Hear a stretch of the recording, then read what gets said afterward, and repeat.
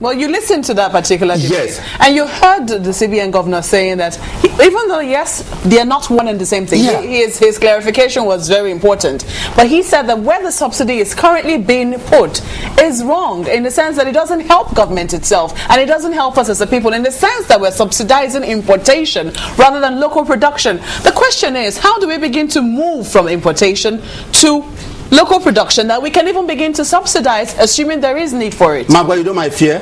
We are not actually subsidizing local production like you said. We are subsidizing corruption.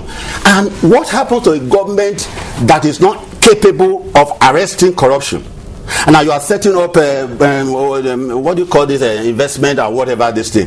What stop this same cabal from hijacking the process and making sure that the benefit does not go to the people? We've had this thing over and over again. This is a democratic setting. The same cabal is still there, very powerful and strong within government. We run a government within a government. If the government that you and I know is not able to deal with this tiny cabal, we are doomed. What do you think about what the minister said? He says no pain, no gain, that they are paying to take this decision and so they feel the pain.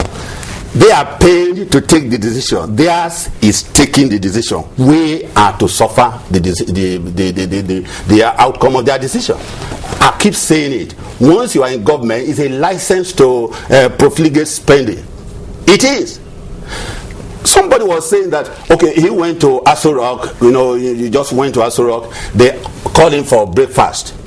Then at 11 a.m., they were apologizing to him. Sorry, your breakfast is coming very late. What was the breakfast? A whole, what do you call it, turkey. Did he finish it? How could he? What is this?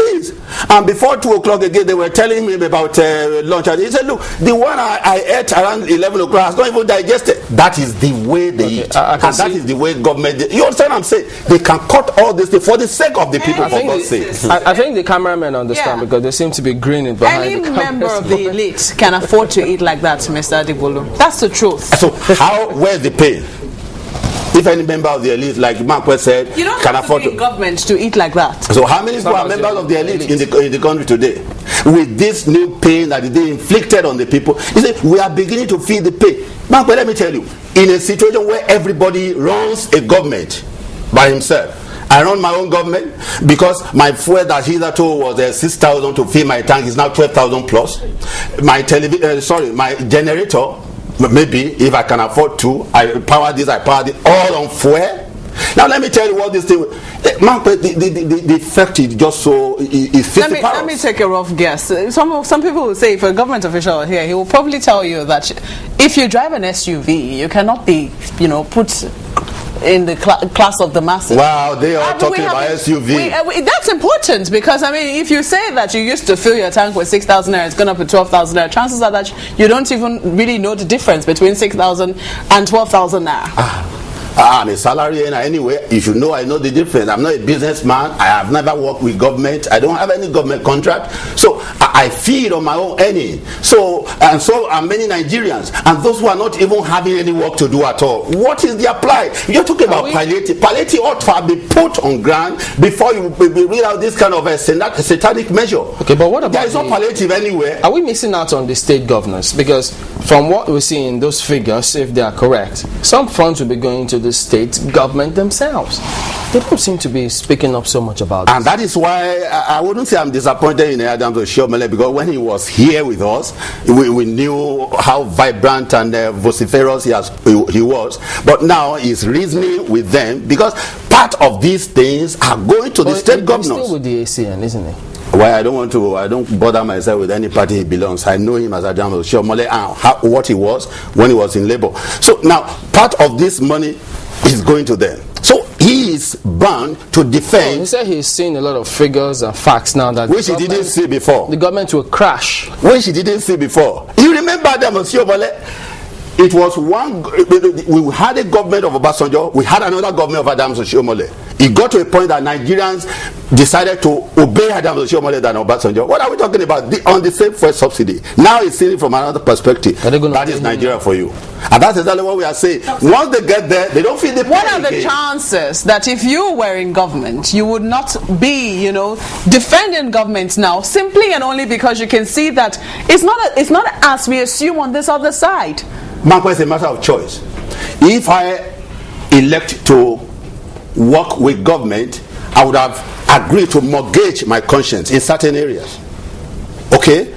But on the other hand, you necessarily have. Oh yeah, you have if to. If you find that that's truly have, why don't you just resign? Why would you? That is what I wouldn't have taken it in the first place, but I wouldn't. Because I knew what I'm going to get to do. Now, if you elect to speak for government, maybe as a government spokesperson, for instance, we know typical examples of those who were here with us, very vociferous in their writing and speaking and all that. Now they are now saying with government. So you have a choice. I like to say no, because you can't tell me you don't know what you are going there for. No, Dr. Adegbulu, I'm very worried now, now, and I'll tell you why I'm worried. If we keep saying that everybody in government is going there to go and steal, and at the end of the day we sit down here and we criticize them, don't we deserve what we get? If finally at the end of the day people whom we consider have integrity go there and we still cannot trust them, don't you think that we have a problem as a people? Who? For instance, now you just mentioned Mr. Adams Oshiomhole, who finally has said, look, this is not seen the light. Okay. This morning we had a debate about labor and what they usually ask for. Adams Oshiomhole said, I would sit down and preside over the destruction of 20,000 jobs in PATN if it means that 10 million people will get jobs at the end of the day. These are things that maybe he normally would not have supported while he was in labor. Why is it that no government official is thinking of agriculture between here and Ibadan? Have you not seen the government's agricultural plan? Where? In the 2012 budget. It is because we are running a government of hit or miss tactics. No planning. You see, what is stopping government from, when he assumed office, I said, look, this is what I'm going to do. We have enough land, and so many graduates who are unemployed, employable people who can be deployed to farm. Nobody is thinking of that. That alone can even take the place of oil. And that's why some of us are praying for our oil to get dry. No, there's a policy. So we get back to the basics. Your agricultural minister speak on it now. On what? I think on the plans for agriculture. They should have waited for that before inflating this pay.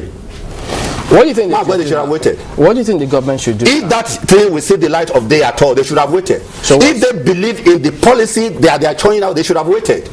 That means some of them don't even believe in the policy they bring out. But they bring this out for people to hear them. What's your recommendation? Eventually, what do we see? Ultimately, what's your recommendation?